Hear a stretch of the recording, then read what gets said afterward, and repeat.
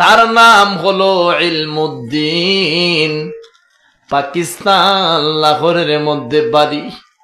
ইলমুদ্দিন মনে মনে ভাবলো, রে আমার রাসূলের বিরুদ্ধে এত বড় বেয়াদবি করলো, আমার মতো একজন নগণ্য গুনাহগার রাসূলের উম্মত হয়ে আমি তো কলিজার মধ্যে সহ্য করতে পারতেছি না। ইয়া রাসূলুল্লাহ, ইয়া হাবিবাল্লাহ, নবীজি, ও মায়ার নবী গো, আপনাকে আমি দেখতে পারি নাই। শুনেছি আপনার জন্য অনেক সাহাবীরা জীবন দিয়েছেন।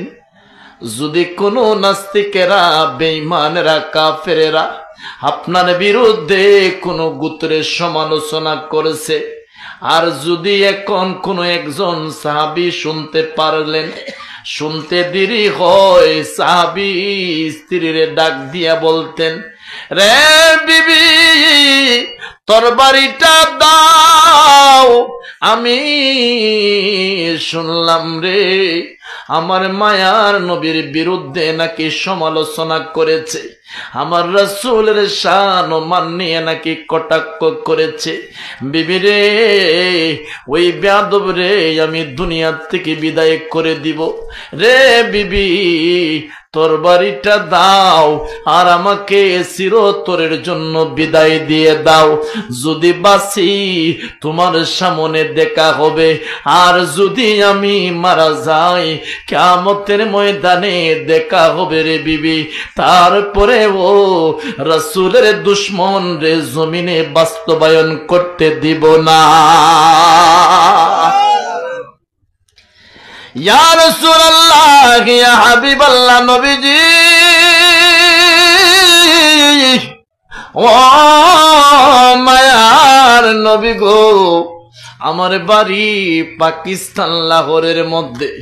ইয়া রাসূলুল্লাহ, আমি মেস্তুর মানুষ, আমার নাম হলো ইলমুদ্দিন।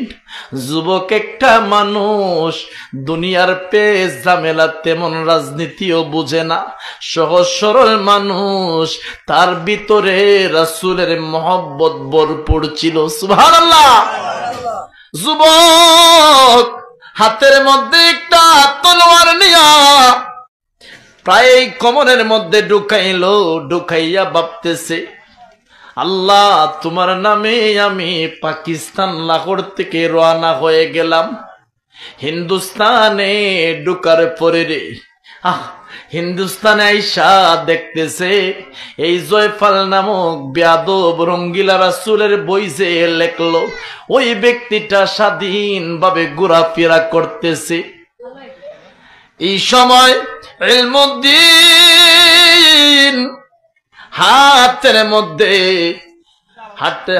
মধ্যে তলোয়ারটা নিয়া কয়েকটা আঘাত করলো দুশমনে রাসূল রে।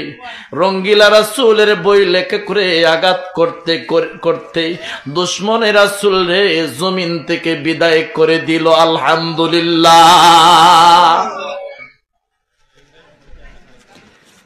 ওই সময় ইংরেজের শাসন ছিল, ব্রিটিশরা সমাজ পরিচালনা করত। ব্রিটিশের প্রশাসনগুলারা প্রশাসনের আক্রাও করে ফেললো, ঘেরাও করে ফেললো। ঘেরাও করার পরে রে ডাক দিয়ে বলতেছে, রে যুবক, তুমি তো এত বয়স্ক না, তোমার তো এত বয়সও নাই, অল্প দিন হয়েছে জমিনে বাস্তবায়ন করতেছ। যুবক রে, এই মুহূর্তে তো তোমাকে আমরা ফাঁসির কাস্টে নিয়ে যেতে হবে, কারণ রাষ্ট্রীয় আইনের নিয়ম হচ্ছে যে হত্যা করে তারে ফাঁসি দেওয়া হবে। নাউজুবিল্লাহ বলেন। রে যুবক, তুমি যে এমন একটা মানুষ, কবি একজন মানুষকে দুনিয়া থেকে বিদায় করে দিলা। রে যুবক, তুমি তো এটা বুঝতে পারো নাই কত বড় অন্যায় করেছো। তোমার জন্য আমাদের অনেক মায়া হচ্ছে, কারণ টকবক একটা যুবক, বিয়ে শাদিও করে নাই রে। যুবকটারে ওরা পুলিশ গুলারা দইরা নিয়ে যাচ্ছে কোর্টের মধ্যে। কোর্টের রায়ে হয়ে গেল তারে ফাঁসি দেওয়া হবে, কারণ সে যদি এমন অপরাধ করে আরো কয়েকজনকে মারতে পারে, হত্যা করতে পারে। ওই সময় ব্রিটিশের শাসনের সময়, ইংরেজের শাসনের সময় তারে বলতেছে, রে ইলমুদ্দিন, তোমার একটা সুযোগ আছে। কি সুযোগ? তোমার সুযোগ হলো তুমি প্রশাসনের সামনে কোর্টের মধ্যে ডাকার পরে তুমি বলবা, যখন জয়ফাল নামক বেয়াদবরে তুমি জয়ফালরে হত্যা করছো, কবিরে হত্যা করছো, যে রঙ্গিলা রাসূল বই লেখক ব্যক্তিরে হত্যা করছো, ওই সময় তোমার মাথার বেন ঠিক ছিল না। আল্লাহু আকবার। যদি বলো তোমার বেন ঠিক ছিল না, পাগল মাতাল ছিলা, তাহলে তোমাকে কোর্টে খালাস করে দিবে, রায় ঘোষণা করে দিবে, তোমার ফাঁসি হবে না। কারণ পাগলের কোনো বিচার আইন এবং আদালত থাকবে না।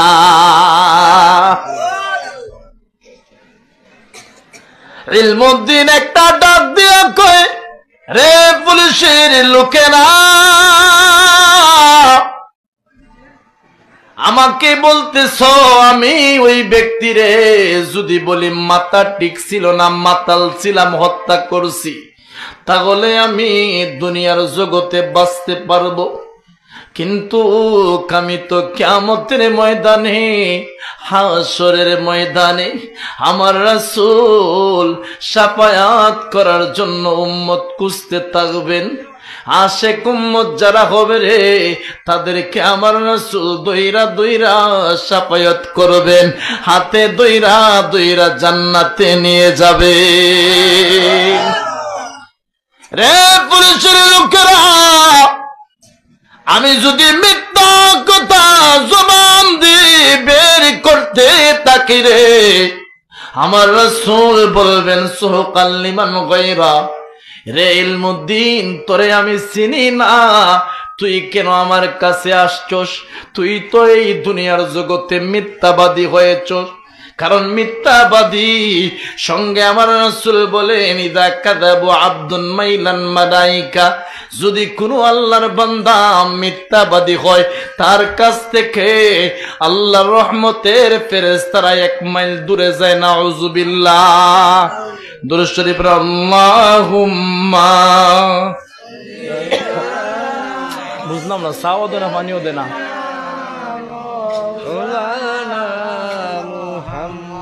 وعلى آل سيدنا مولانا محمد اللهم صل على سيدنا مولانا محمد وعلى آل سيدنا مولانا محمد। কষ্ট হচ্ছে আপনাদের?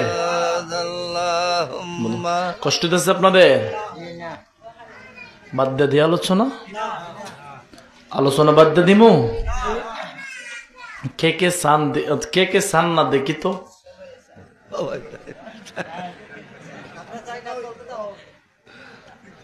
ওনারা বুঝা তুলছে না, না বুঝছে না, নতুন নতুন না। কে কে সান একটু হাত তোলেন তো দেখি। এখন অনেকে ডরাইয়ে তুলছে না, ওরা কোন পক্ষ? স্বতন্ত্র। একটা মজার ঘটনা শুনেন। আমলিক থাকতে সবাই আমলিক, শেখ হাসিনা থাকতে সবাই শেখ হাসিনার দলে। এখন আমলিকও নাই, শেখ হাসিনার দলে কেউই দেখা যায় নাই, আমলিক নাই দুনিয়ায়, এখন কেউ নাই। হাই হাই রে পাবলিক, মিনিটের ভিতরে পোল্টি মারি দেয়। কথা কই না, কেউ পোল্টি মারতেছ নাকি? দা আচ্ছা, যাও যাও, আইব এরা সবাই। আল্লাহ সবাই রে আল্লাহ কবুল করুক, আমিন। কষ্ট হইতেছে, ঘটনা বলবো।